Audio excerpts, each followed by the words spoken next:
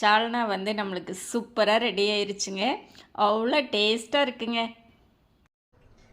Hello friends, welcome to Eswari சமையல். இன்னைக்கு வந்து நம்ம ஈஸ்வரி சமையலில் சப்பாத்தி பரோட்டாவுக்கு ஏற்ற ஒரு சால்னா செய்ய போகிறேங்க. இந்த சால்னா பார்த்தீங்க அப்படின்னா நம்ம வெஜிடபிள்ஸ் எல்லாம் சேர்த்து மிக சுவையாக செய்ய போகிறேங்க.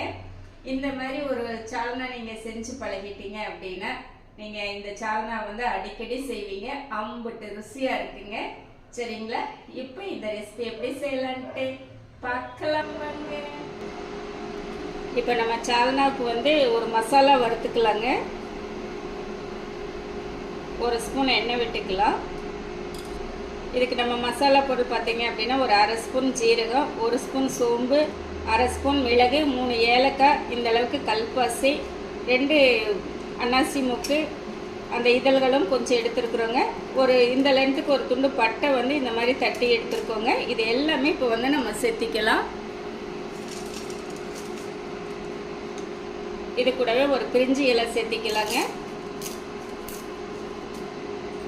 இப்போ சேர்த்திட்டு கலந்து விட்டுறலாம். ஒரு பெரிய வெங்காயம், ஒரு 10 சின்ன வெங்காயம் வந்து உரிச்சு எடுத்து வச்சுருக்கோங்க. இப்போ இது வந்து சேர்த்திக்கலாம். மசாலா வந்து ஓரளவுக்கு நல்லா இந்த பொருட்கள் வதங்கினதுக்கப்புறம் நம்ம இப்போ இதை சேர்த்திக்கலாங்க.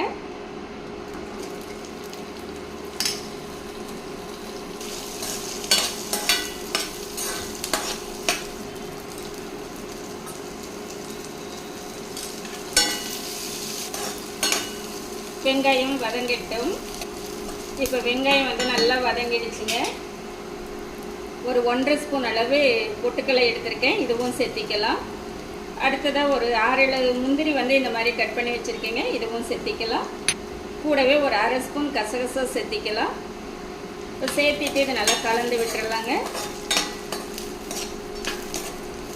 இப்போ பொட்டுக்கடலை கசகசா எல்லாம் சேர்த்து கொஞ்சம் நல்லா வதங்கிடுச்சுங்க. இந்த டைமில் வந்து நம்ம ஒரு ஊற்ற கறிவேப்பிலை சேர்த்திக்கலாம். இந்த அளவுக்கு கொஞ்சமாக புதினா சேர்த்திக்கலாங்க. ஒரு 10 இதழ்கள் இருக்கும். இந்த அளவுக்கு சேர்த்துனீங்கன்னா போதும். இந்த சால்னாக்கு வந்து இந்த புதினா சேர்த்துனீங்க அப்படின்னா நல்ல ஒரு டேஸ்ட்டை கொடுக்குங்க. அடுத்ததாக வந்து ஒரு 1/4 மூடி தேங்காய் துருவி வச்சுருக்கேங்க, இதுவும் சேர்த்திக்கலாம். இப்போ சேர்த்திட்டு இது எல்லாமே நல்லா கலந்து விட்டுறலாங்க.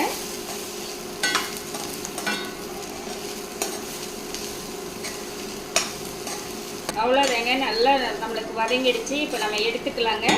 எடுத்துட்டு இது நல்லா ஆற வச்சுட்டு நம்ம அரைச்சி எடுத்துகிட்டு வந்துடலாம். ஒரு 2 ஸ்பூன் எண்ணெய் விட்டுக்கலாம். இதில் வந்து நம்ம அரை ஸ்பூன் சோம்பு, 2 ஏலக்காய், கொஞ்சம் பட்டை எடுத்துருக்கோங்க, இது வந்து சேர்த்திக்கலாம். கூடவே ஒரு பிரிஞ்சி இலை சேர்த்திக்கலாங்க. அடுத்து வந்து ஒரு பெரிய வெங்காயம், ஒரு 10 சின்ன வெங்காயம் வந்து கட் பண்ணி வச்சுருக்கேங்க, சேர்த்திக்கலாம்.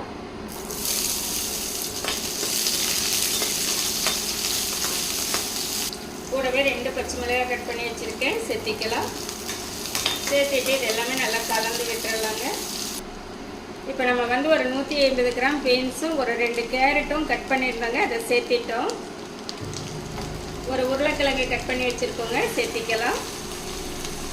அடுத்து வந்து பார்த்தீங்க அப்படின்னா ஃப்ரெஷ் பட்டாணி வந்து நம்ம உரிச்சு வச்சுருக்கோங்க. இதில் வந்து நல்லா ஒரு கைப்பிடி அளவு சேர்த்திக்கலாம். ஓகேங்களா? இந்த அளவுக்கு சேர்த்திக்கலாம். இப்போ சேர்த்திட்டு நல்லா கலந்து விட்டுறலாங்க.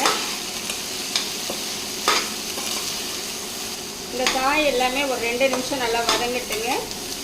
காய் வந்து ஒரு 2 நிமிஷம் நல்லா வதங்கிருச்சுங்க. ஒரு பெரிய சைஸில் ஒரு தக்காளி எடுத்து இந்த மாதிரி அடித்து வச்சுருக்கேன், சேர்த்திக்கலாம். அரை ஸ்பூன் மஞ்சத்தூள், 2 ஸ்பூன் மல்லித்தூள், மிளகாய்த்தூள் வந்து ஒரு 1.5 ஸ்பூன் சேர்த்திக்கலாங்க. இன்னும் நம்ம பச்சை மிளகாய் சேர்த்திருக்கோம், அதனால் காரம் கொஞ்சம் பார்த்து சேர்த்திக்கலாம். ஒரு ஒத்த கறிவேப்பிலை வந்து நல்லா பிச்சு சேர்த்திக்கலாங்க. இப்போ இது எல்லாமே நல்லா கலந்து விட்டுறலாம்.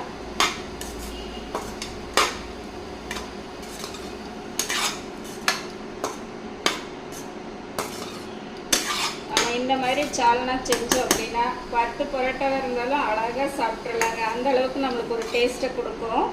மாதிரி நம்ம வீட்டிலையே செஞ்சு பழகிட்டோம் அப்படின்னா நம்மளுக்கு கடையில் போய் வாங்கி சாப்பிட கூட பிடிக்காதுங்க. நம்மளுக்கு வீட்டில் செய்கிறது தான் பிடிக்கும். அந்த அளவுக்கு இது வந்து நல்ல ஒரு டேஸ்ட்டாக இருக்கும்.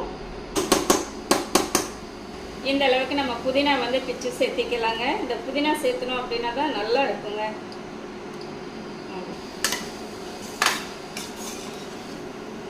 ஒரு ஸ்பூன் அளவு இஞ்சி பூண்டு பேஸ்ட் வந்து சேர்த்திக்கலாங்க. இஞ்சி பூண்டு பேஸ்ட்டு சேர்த்திட்டு நல்லா கலந்து விட்டுறலாங்க. ஃபஸ்ட்டே சேர்த்துறத விட இந்த இஞ்சி பூண்டு பேஸ்ட்டு இந்த மாதிரி டைமில் சேர்த்துனீங்க அப்படின்னா நல்லா அந்த இஞ்சி பூண்டோட வாசம் வந்து நல்லா இருக்கும். ஒரு ஸ்பூன் உப்பு சேர்த்திக்கலாம்.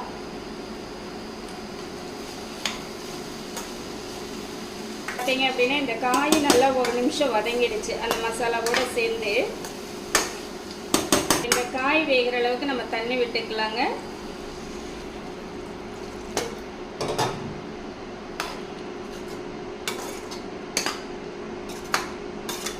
இந்த காய் வந்து நம்மளுக்கு பாதி அளவு வேகட்டுங்க, பார்க்கலாம்.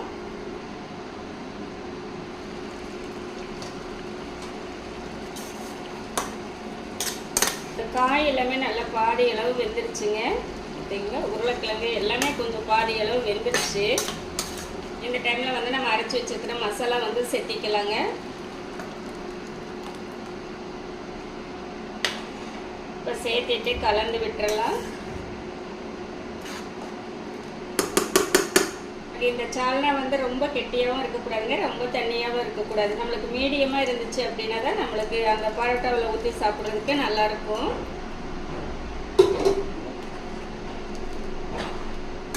இப்போ நம்மளுக்கு வந்து இந்த பொட்டுக்கடலை முந்திரி பருப்பு எல்லாமே சேர்த்திருக்கிறதுனால மசாலா வந்து கொதிச்சு வரும்போது கொஞ்சம் கெட்டியாகுங்க. இப்போ நம்மளுக்கு கரெக்டான பக்குவமாக இருக்கும். பார்த்தீங்களா, இந்த டைமில் நீங்கள் உப்பு காரமெல்லாம் செக் பண்ணிவிட்டு பத்தலைன்னா கூட சேர்த்திக்கலாங்க. கொஞ்சம் உப்பு கம்மியாக இருக்குங்க, ஒரு 1/4 ஸ்பூன் சேர்த்திக்கலாம். அவ்வளோதாங்க, நம்ம மூடி போட்டுடலாங்க. நல்லா கொதிக்கட்டும். இப்போ குருமா வந்து நம்மளுக்கு நல்லாவே ரெடி ஆகிடுச்சுங்க. நான் ஒரு 5 நிமிஷம் அப்படியே அடுப்பை வந்து குறைச்சி வச்சு விட்டுருந்தேன். நல்லா அந்த வெந்து வந்துடுச்சு, காய்களும் நல்லா வெந்துடுச்சு, நம்ம சேர்த்துன மசாலாவும் எல்லாமே நல்லா வெந்துடுச்சுங்க. இப்போ வந்து நம்ம எடுத்துக்கலாம். இப்போ இந்த பக்குவத்தில் இருந்ததுன்னா நம்மளுக்கு கரெக்டாக இருக்குங்க. சரிங்களா, நம்ம லாஸ்ட்டாக வந்து ஒரு கடாயில் கொஞ்சம் எண்ணெய் விட்டுங்க. ஒரு 1/2 ஸ்பூன் மிளகாய்த்தூள், 1/4 ஸ்பூன் மல்லித்தூள், கொஞ்சம் புதினா சேர்த்திருக்கோங்க. இந்த தாளிப்பு வந்து இப்போ நம்ம குருமாவில் சேர்த்திக்கலாம்.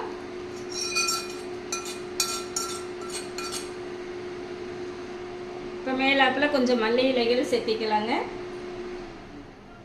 அவ்வளோதாங்க, நம்மளுக்கு நல்ல ஜம்முன்னு நம்மளுடைய சால்னா வந்து ரெடி ஆகிடுச்சுங்க. இது வந்து பரோட்டாக்கு சப்பாத்திக்கெல்லாம் வேறு லெவலாக இருக்குங்க.